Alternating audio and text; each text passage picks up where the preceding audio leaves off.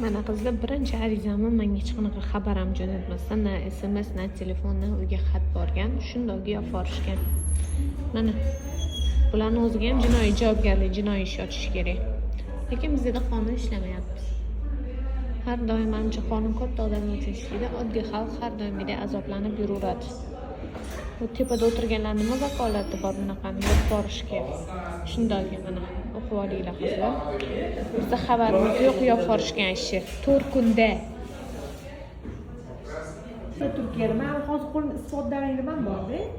Bu operatsiya noto'g'ri bajarilganligi. Prokuror bizning xabarimiz siz birinchi arizani o'zi olib borgan 4 kun ichida. Buni ham tanigan. Arizani ham nusxasi kerak.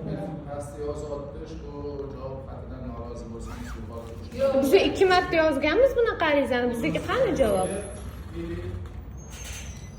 Menga o'shani ham oldiga kirish. Prokuror qizining yoniga